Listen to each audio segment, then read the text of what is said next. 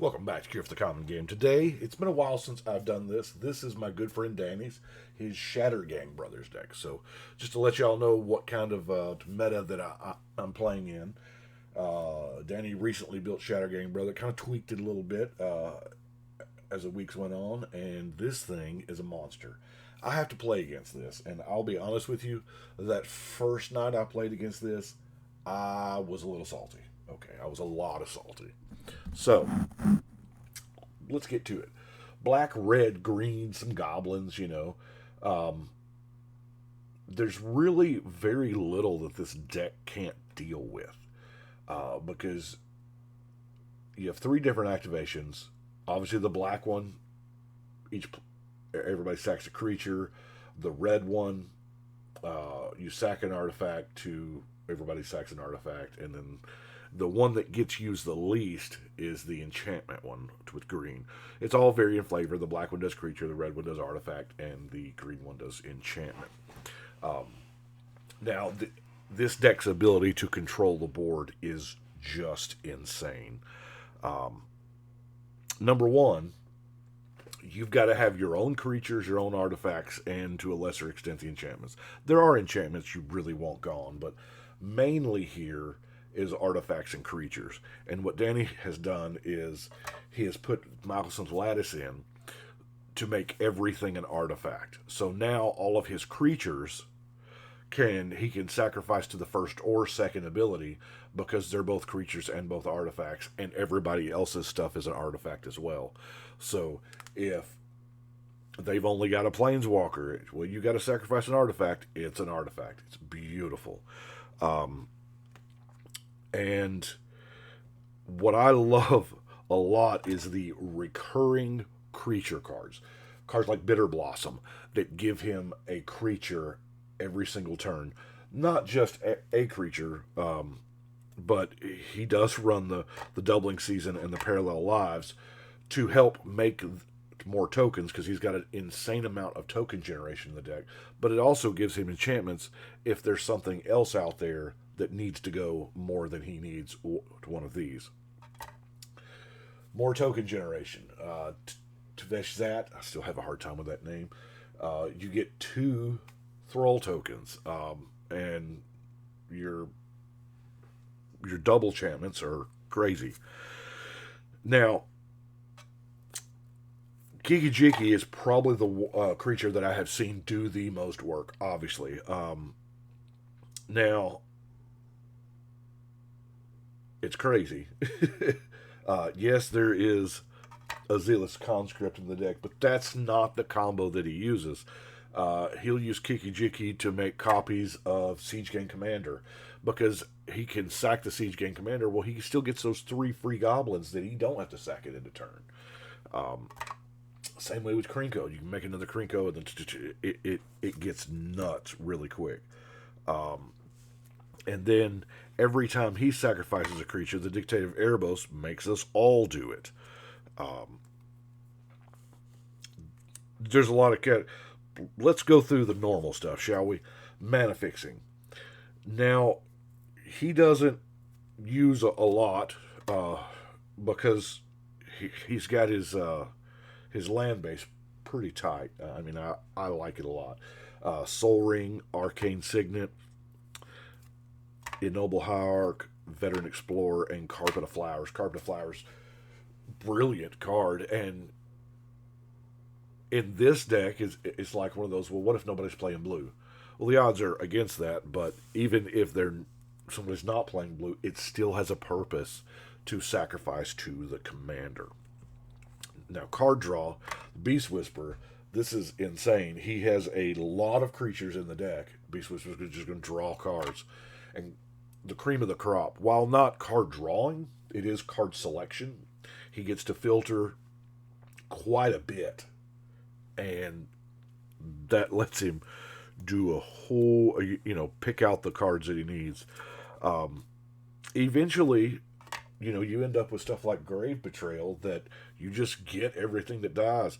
That's an awful lot of resources that people are putting into their graveyards with these creatures, so he uses Book of the Dead and Rise of the Dark Realms to get all of those creatures back. But one of one of Danny's personal favorite things to do is steal your creatures and sacrifice them to make you sacrifice something else. So that is just a beautiful strategy. You know, act of treason, price of loyalty, enthralling victor, goat nap, wrangle, claim the firstborn, and traitorous instinct. You're just going to steal your stuff and then sack it to make you sack more. It is, if you're playing a creature based deck, it is extremely difficult. Because I found, I had Indestructible, that doesn't matter. I had Hexproof, well, that doesn't matter. I had Shroud, that doesn't matter. You just have to sacrifice. It's crazy. I gotta say, though, the one huge Michelson's Lattice combo, he hasn't pulled it off in a game that I've been in, is Michelson's Lattice and Vandal Blast. I would imagine that just gets a scoop. But yeah, that's really insane. Before we get to the creatures, though, I have some other we're going to call the other category. Now, I have seen the treasure chest used. He's never rolled a 1, but even a 2 through 9, you get 5 treasure tokens. So he's turned 1 artifact into 5 artifacts for means of his commander. Right? And I've seen him roll the 20. I've seen him roll the 10 through 19. Grim Feast. I didn't know this was in here. I haven't seen this in play yet. At the beginning of your upkeep, Grim Feast deals 1 damage to you whenever a creature is put into target opponent's graveyard from play. Gain amount of... Wow. So he'll just pick the person that has the big creature deck.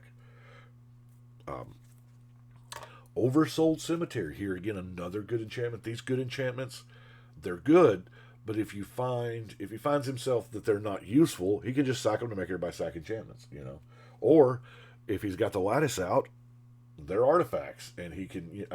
The possibilities are endless. Reanimate, Empty the Warren.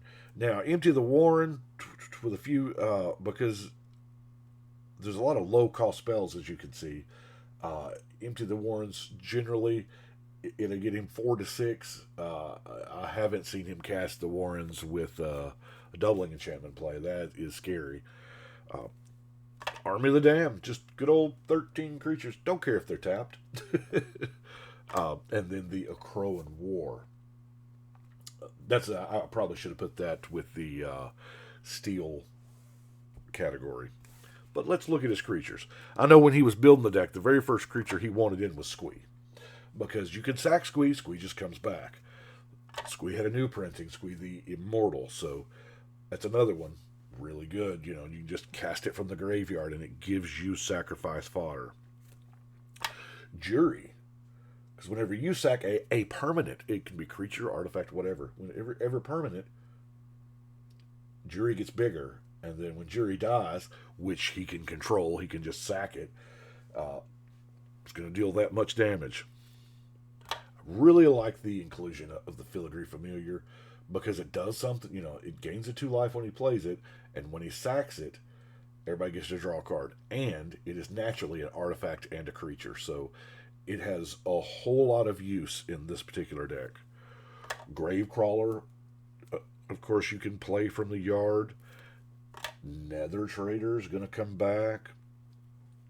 The original build did not have Turgid in it, but I'm telling you, Turgid, this is in there on my suggestion. Yes, I know. But with everybody sacking everything, it can close out a game quick. Just really, really good. Delina, the Wild Mage. I don't think I've seen him cast this one. He must not have drawn this card. Oh, it creates tokens that he can sacrifice. Token generation. Ghoul Caller Gissa. I love this. You can turn 1 creature into multiple creatures. That lets him sacrifice them. Now, the mana...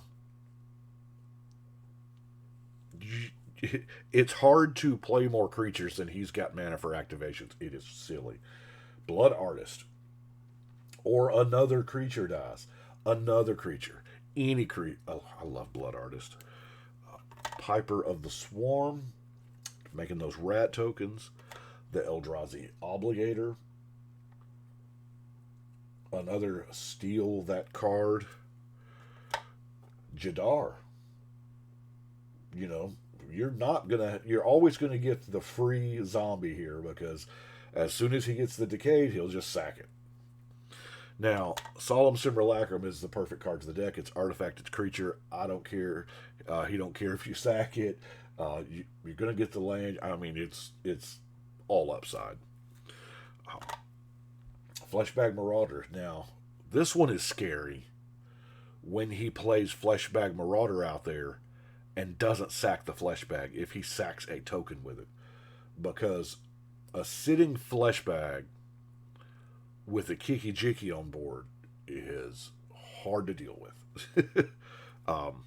Eternal Witness gets him back what he wants.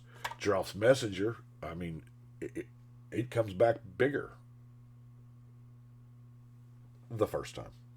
And then the Gilded Goose. Now, I have seen the Gilded Goose do some work, even without the double enchantments. Yeah. Now let's look at his removal, as if he needed any, right? The whole deck is removal. But there's a lot of good, like Acidic Slime. You know, pops the thing when it comes in and he can sack it. Same thing with like Shriekmaw and Rex Sage. But there are some really good, you know, Doomblade, Return to Nature, Assassin's Trophy, Culling Ritual, and Putrefy. Now, he only runs 2 non-basic lands. Danny's a real big fan of basics because basics are always going to, they come into play untapped. They're ready to use. And he's got the mix pretty right where he's not color hosed in one area or another. But he has the Myriad Landscape. Of course, 1 land drop turns into 2.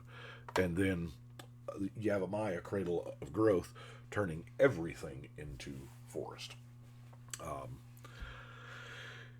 That is it for the deck. It is a hard deck to play against. I'll be honest with you.